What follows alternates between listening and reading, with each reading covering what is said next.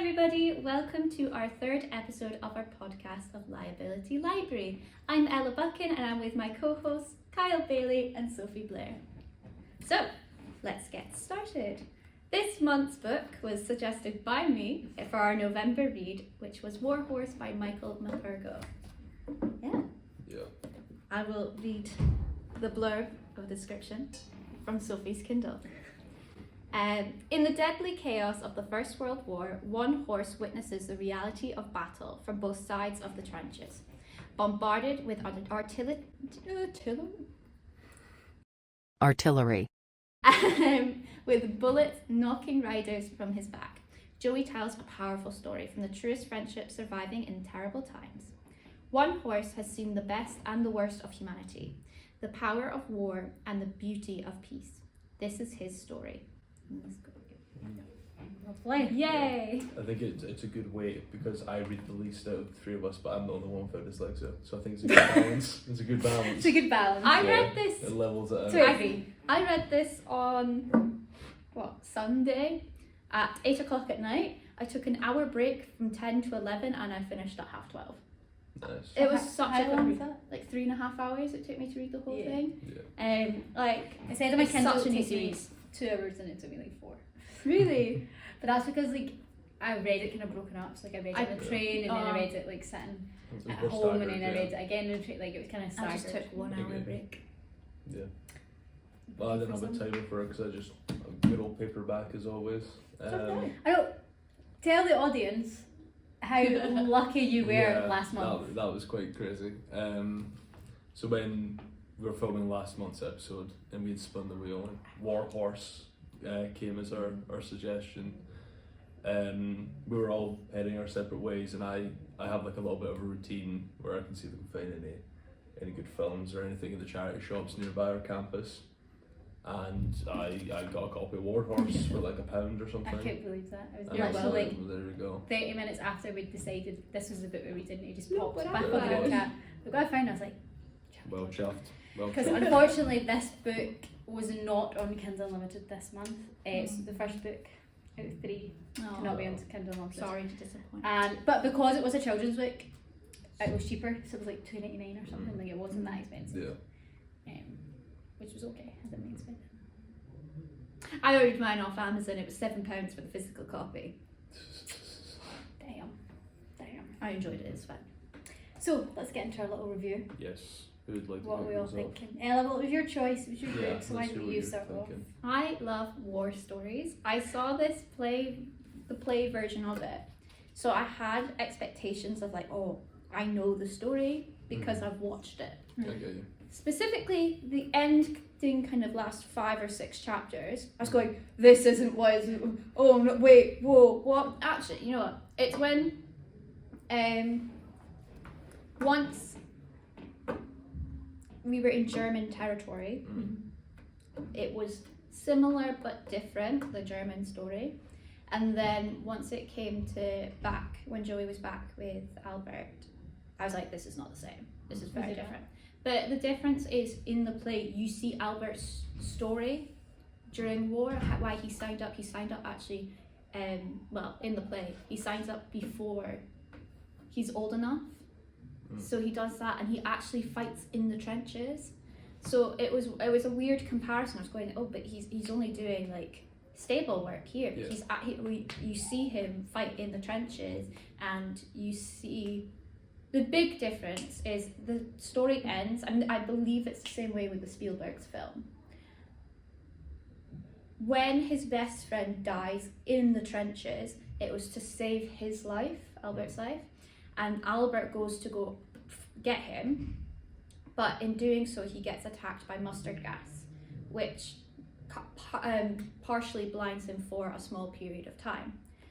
In that, he's in the medical kind of centre, he's wrapped up with his eyes, and they finally get Joey back on the British side, and they're having him, he's limping and things like that. They're like, oh, we might kill him.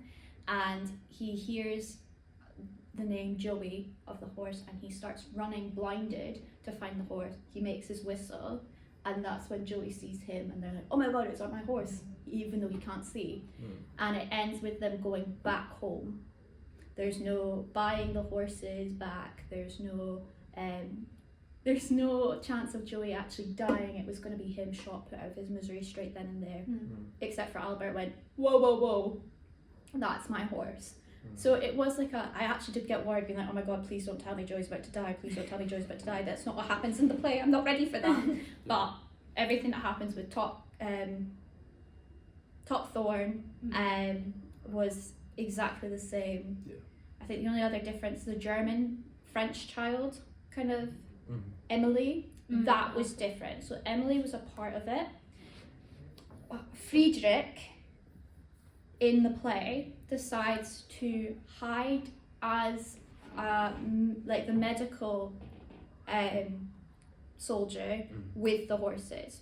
He was originally an officer, and he takes one of the medical uniforms and swaps them so that they think Friedrich is dead, and he's pretending to now be that soldier who actually is dead. And it's because he wanted to run away from war. He was like, no, like in the book he even says that I'll be killed, my family will be killed, it'll be disgrace to my family name, I can't do that. But instead he hides his identity. And I was like, oh, this is brilliant. And he forms a relationship, like a friendship with little Emily, and Emily doesn't die.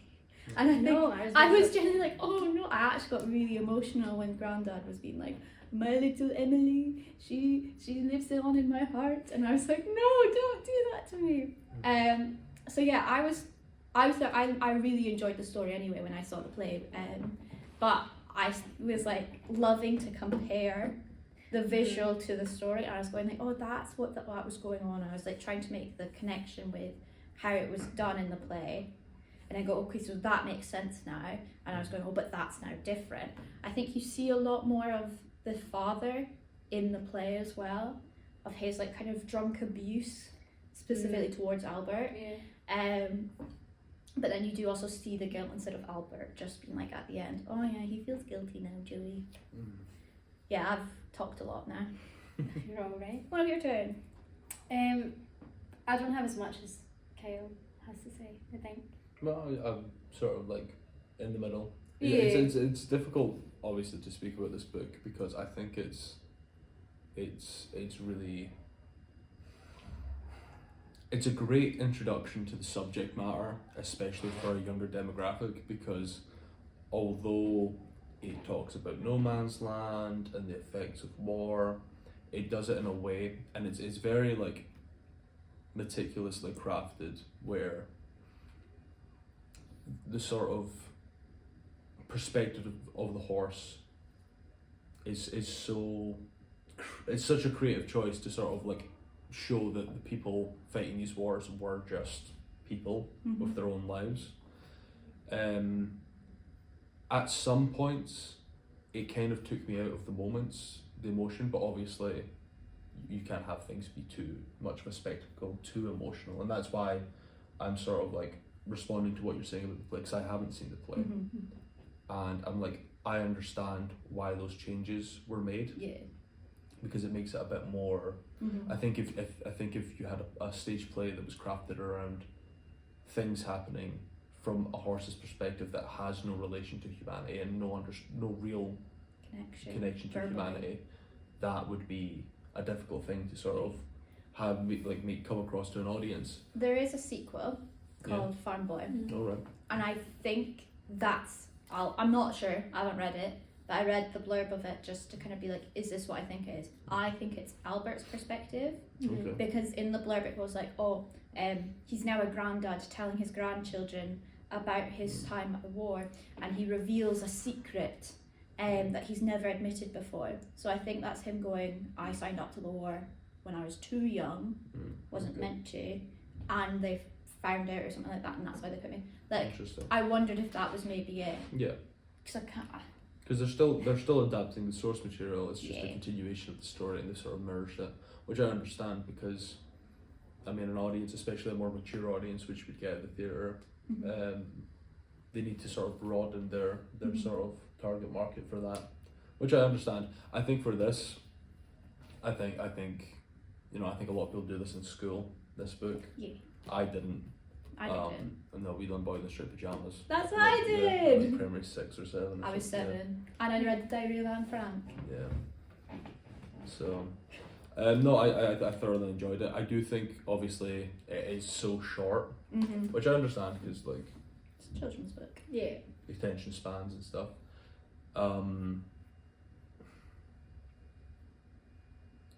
No, I understand. It's from the perspective of a horse, and sort of like things are happening, and the horse is reacting to it, and it's the unfamiliarity of that that sort of sets the horse off being like a bit confused. But it did feel, like I said, like things were just sort of happening, like No Man's Land. I think, I don't know, it might just be me. If you say No Man's Land to most people, they have an image in their head of what that means.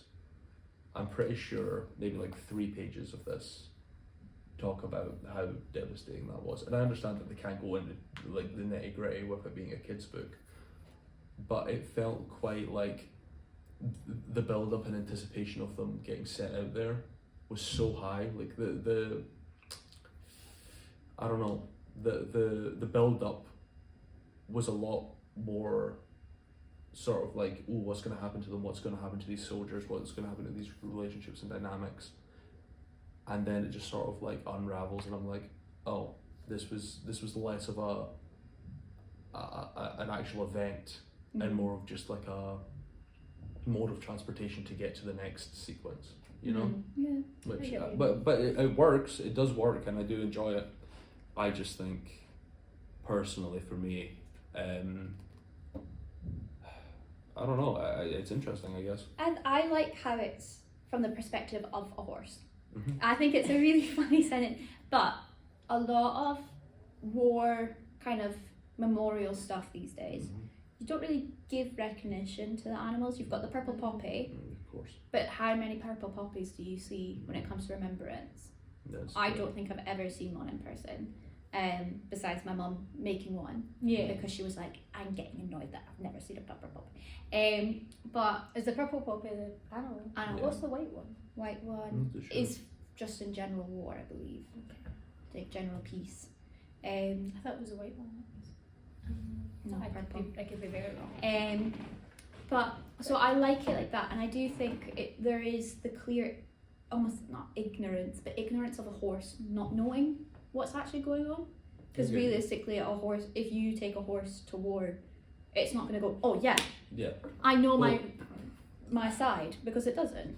That's what was interesting to me, but also kind of like, so the horse does it like a great way of showcasing both sides. Obviously you have it with the Allied forces and the Axis forces, you see sort of the relationship and showing how I think showing the German side still care and show compassion is really important, really crucial. Because they're still humans. Because I think, especially a younger generation reading this book, it sort of stems the idea of like, originally good versus evil. Yeah, like that's. But it shows that there's a grey area in between, which I really like. I think specifically when they were in No Man's Land, Joey was stuck in the barbed wire, and a British soldier and a German soldier come to help Joey escape, and they talked it out who would get the horse. That was in the play. A lovely scene. And I remember connecting so much to that scene when I watched it, and again in the book I was like, oh my god, this is exactly as good as I hoped it was, because they point out, say, I don't agree with this war. Everyone fighting are not the reason why this war is happening. The people who have this war are sitting at home and comfortable, and they're just telling everyone else what to do. It's the normal everyday man who is out on that trench suffering, while their loved ones are scared to death of if they're going to return home or not, and the people who controlled this whole situation back at home having the time of their life because they know they're safe. Whether they win it or not, at the end of the day, they know that they're not dying and suffering in that trench.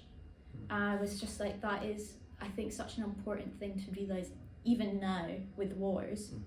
The people who fight it aren't necessarily the ones who, well, majority of them aren't the ones who started it. And don't agree with the first argument in the first place. And so that scene, I think is such an important scene that needs to be talked about more in general. I get you. I do get you. And Joey's just there. I think especially in that scene there's a moment where they say like something along the lines of like they should have just sent us out To have this discussion instead of having a war, and it's it was such a powerful moment because it's like it just shows that this communication. This war was not needed Mm-hmm. because no one actually in the war was wanted to do it. They did it because they had to do it. It wasn't really a choice. First World War was it's an honour because it was meant to be really short. It's an honour to do it for your country. Second World War,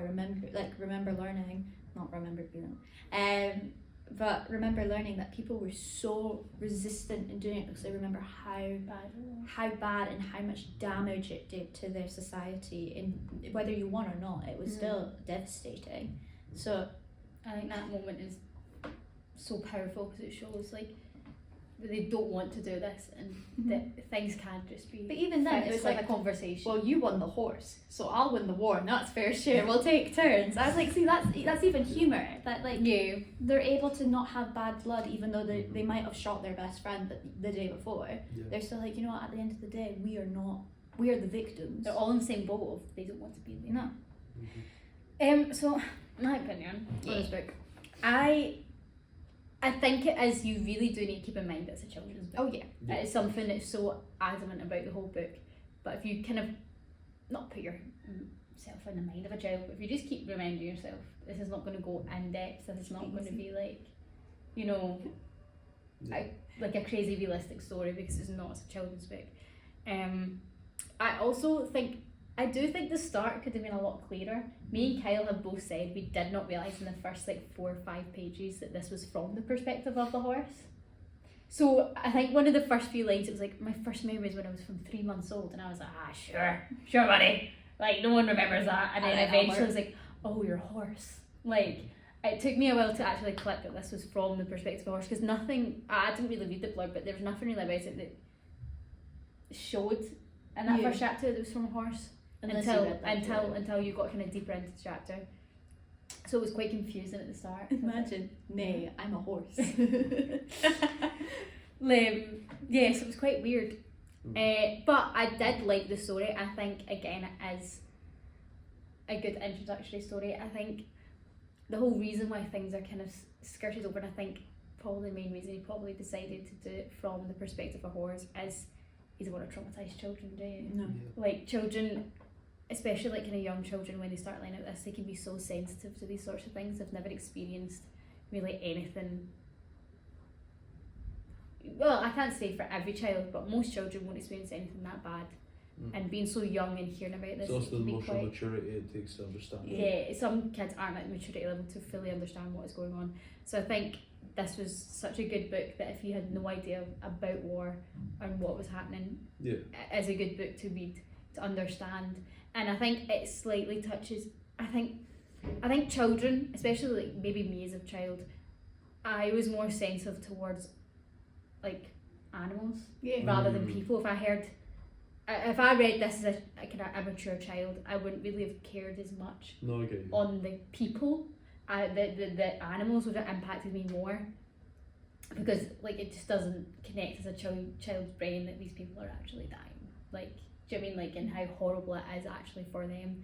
But I feel like children can connect more to animals. Yeah. So I think telling it from the perspective of an animal and having, such an emotional moment with Topthorn dying and how emotional then that horse became because of like they're seeing their friend die. I think telling it through the perspective of the horse was really impactful, and it would be really impactful for a child, and it would then help them maybe understand more. Okay, this is how I feel and how this this animal feels about another animal dying. Definitely. Now imagine the hundreds and thousands and millions of people who have been in war. It puts it in perspective for them to understand. Yeah, it puts it in an easier perspective for a kid to understand the actual impact it had on other people. And I think that was a really good decision from the author to do that. Agreed. That's just my opinion on it. I did like the book. I thought it is a short book, so it is like quite fast moving. Like I never felt like I was stuck in any place. Like we're going right, okay, come on. I did feel like the whole going to no man's land. That was where I started to kind of be like, all right, okay, can we move on now? Like, cause it was just, I don't know. I felt like that took a long time, and it wasn't as like. I know you don't want to be too hard because it's a child's book, but like, it wasn't really true to what No Man's Land was, like you said. Like, I feel like it could have been a little bit more truth to what. They were avoiding it and talking more about it was the kind of like characters skirting around and, the sides of what No Man's Land actually was. Yeah. So I feel like if they'd maybe delved a wee bit deeper into that, it would have brought back the story and actually what was happening during war. But just have this horse running about in the middle of the field. Yeah. Do you know what I mean? Yeah, I can only like. I'm only trying to figure out a justification of it, because obviously that's what you're supposed to do. If you were in that position and you were seeing from the sides where you're hearing guns and firing and everything like that, your first thought is to just keep going, don't get hit. And obviously with a horse, loud sounds panic them. But I think that is that kind of thing, that they're not looking around, because a horse has got a big body. If you start looking, it'll go that direction. I do wonder if it is just got to keep looking, because I remember seeing it, like I've got that visual kind of thing in my head of what actually happened. You would love it, the seeing how it happened in the stage. It was amazing, and I actually was like, oh my god, wait, what? And I can't fully recommend seeing the play, because I do think the play is better than the book, but I think the comparison between it is really like, it goes hand in hand, because this was what started it all. I do really want to see Steven Spielberg's film of it, because I think the film is based more on the play, or those two are more together. But yeah, I think the only justification is you don't stop to look if you think you're in danger. You just try to get to safety. So that's, I think, it. But I do agree. Also, a horse wouldn't know what to look out for, I guess. Yeah, it's the ignorance of a horse in that situation where it's a human battle, and panic. Why was the horse bilingual? We don't agree on this. Question, was We it a don't agree German on spy all along? So when obviously it's taken by the German soldiers, so for context, right from the get-go, the horse can speak and the horse doesn't speak, but it can understand English and it can understand what's being said. And I understand the horse is not writing the book with its little hooves on the typewriter. I understand that. I do understand that. I truly do. No, it's a hoof and a pencil. But then, why when the German soldiers, who are definitely not on their side of the war, sitting around speaking in English, definitely speaking in German, how is the horse able to understand what they're saying and translate it? Well, you've not only got German, you've also got French. What I was going to say is, I thought that there would be a really interesting bit of sort of like showing the perspective, because you've gone through so many scenes about the abuse at the start and then going into the war and all of these things where the horse is unable to communicate anything to these people. All they can do is observe, and the soldiers can only observe the horse's body language and like sort of the way it's reacting. Almost having the horse not understand the context of what these German soldiers are saying, but through their body language and through their facial expression, understand that they are still scared, they're still afraid, they're still terrified of what's going on. And these are the same emotions that they see from their allied side and that they saw for the young boys on their side as well. I think, although that is a good idea, I do like the concept. Yeah. Especially with what we talked about, how the Germans in this story are not enemies. Yeah, definitely. Like, they are still human beings. I think you lose that connection, That humanity. that sense of humanity, because Okay. if you didn't do that and you just had that, you just have, oh, this German man strokes my nose and gives me food. Okay, I think that's okay. But you actually see them go like, I'm just as scared. I don't want to fight this war. I want to go home and I want to see my family. I have children. I have this, I have that, and that. No, I understand The that, horse's life did not choose to fight this war. We Yeah. must take care of it, because that's not fair on the. It's that kind of like, No, I understand if you that, didn't, yeah. although I do agree with that, because it is such a, you do kind of, when you step back and you look at it and go, that is quite funny, because I did think that when I saw the play as well. Going, it's so great, I understand German and French all of a sudden. But then you've also got, when it was Emily or Grandad speaking to Friedrich, they had to speak English. Yes.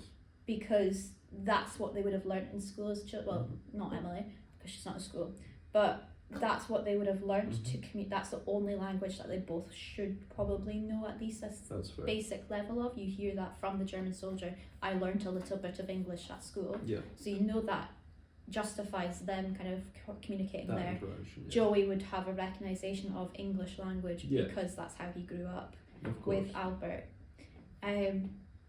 But I do get the point. However, I'm just the horse didn't write this. I think you're just being picky. Devil's advocate. I get your point. I do. I get it. It's like, but you lose that humanity of a German soldier. I get that, but I think you just would, like Alison, you'd lose so much of the story. The book would be even shorter. Yeah, if they didn't speak English, and also it's a children's book. The children aren't going to question that, okay? The children aren't going to turn around and go, why is that person who's German not speaking German? They're not. They're just going to read the story and go, that was a good story. Knowing what I was like as a child, I would have questioned it. I would have also understood it. I think Kyle would have gone, excuse me. But it's like that thing, it's like all movies that are about other countries that are like British people or American people put on or whatever, they speak English in it. You're telling me The Boy in Striped Pyjamas, which is set in Germany, German people are in it, it's about German people, like, about Nazis, and they don't speak German, they speak English in an English accent. It's so that you can understand what's going on, so you can actually hear the story and hear what they have to say, okay? The same thing is with this. You have to understand what they're going through and what they're going on and what they think and what they feel. And you can't do that if it's a bloody German, okay? I'm sorry, that just infuriates me. We didn't guess how angry Sophie was going to get this episode. Oh yeah. Really great chance for like a rage bait TikTok. So that was. I feel like I'm being rage baited right now. I do. How else do we annoy Sophie? I actually really loved Stolen Tongues. 5 out of 5. 5 out of 5. Right, sorry. We could sit and talk about. Well, Ellen could sit and talk about the comparisons for ages and ages and ages. Yes. But wait, who was our favourite characters? The horse. Joey. Oh. Who was your favourite character? Grandad. Yeah. Why was he your favourite character? Just because He was a sweet old he man. was just a cutie pie. He looked he lost everything. And I think that's such, like, he is the only person who kind of goes and shows the devastation of staying at home almost. Even though he was still so heavily involved in the war. He was on the enemy territory. Like, the French fought with the British and he was on German land, basically, for the fight. But they never attacked him. They showed him and his granddaughter complete respect, being like, we're not here to attack you. We are just people. And he had lost his own child. I can't remember if it was the mother or the father of Emily was his child. But he lost his child. He's had no family. He's only got Emily, and she's deteriorating in this book. The one thing that keeps her healthy is these horses. Yeah. They get taken away, so he loses the only bit of hope he has to keep his granddaughter alive during this war. And then she's gone. Yeah. So he's got nothing except for one promise he made Emily, which was get the horses back and take care of them for her to keep on living in that kind of spirit. Not good, yeah. He buys the horse, sees that Albert loves Joey with his whole heart and goes, do it for Emily. Pass it on. My heart, I can't. I'm so sad that he doesn't exist in the play. And no, Emily exists. Emily has a mother. And it's Emily's mother in the play.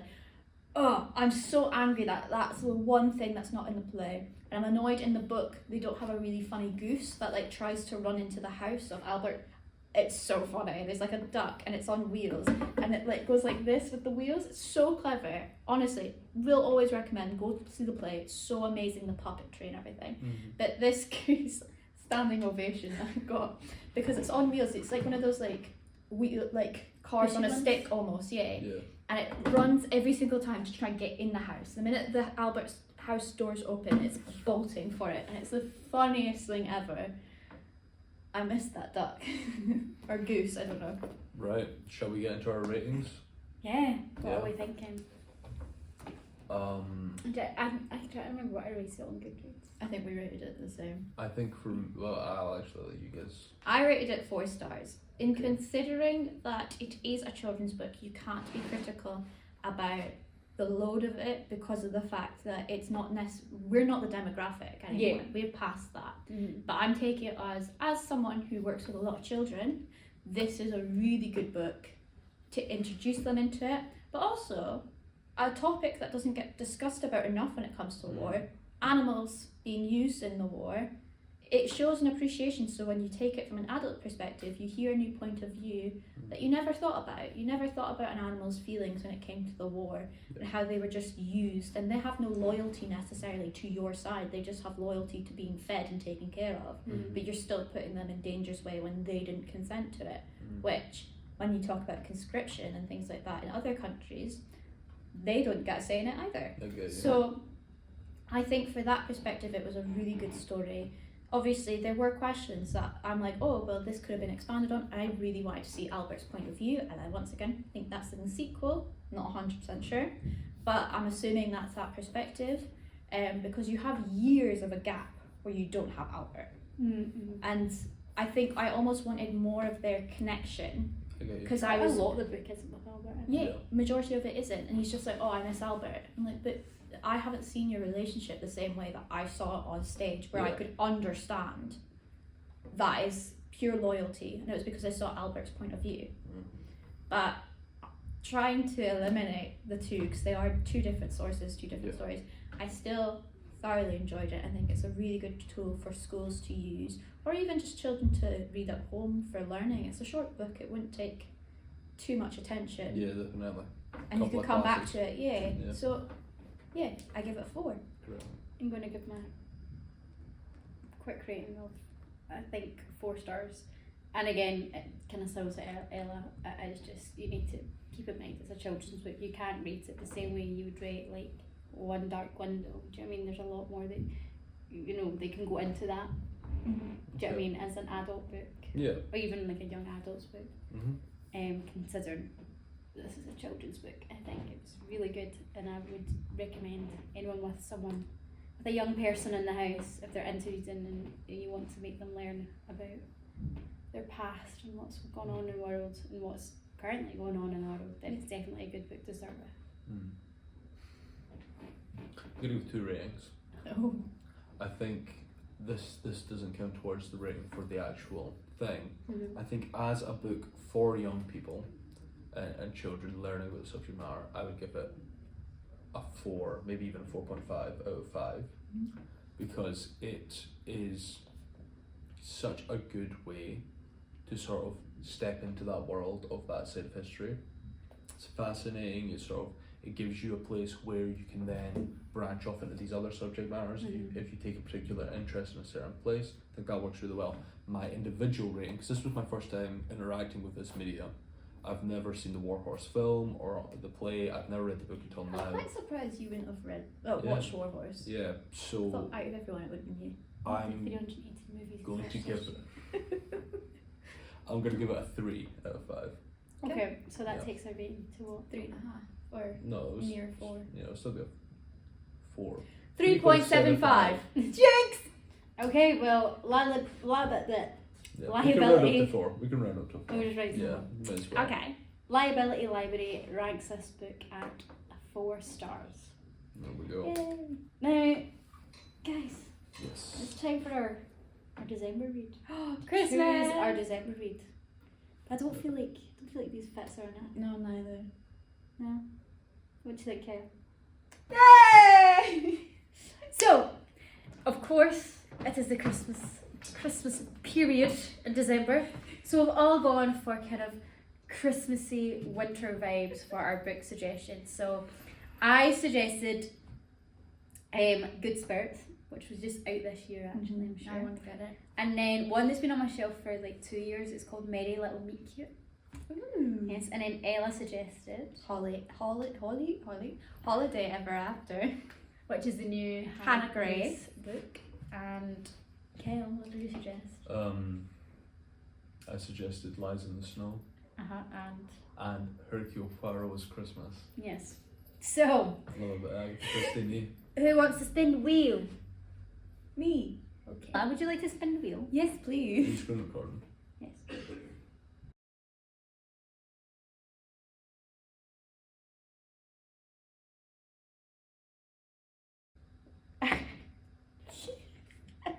I get what I want! Yay! And yet again, my book is still not picked after 4 episodes. It's fine. It's fine. It's okay. It's a smutty one though. It's Hannah Grace, it's gonna be a smutty one. Yeah, but after reading Icebreaker. Yay! Christmas So- present. Holiday Ever After by Hannah Grace. It's going to be your December read. Please read along with us if you can. I will just. James Jingle all the way. Holiday Ever After is on Kindle Unlimited. Yay! So another wee KU for you guys. If you want to read along, you don't have to pay anything to do that. What? KU? Yeah, Kindle Unlimited. You ever heard that? No. No. I No. don't have a Kindle.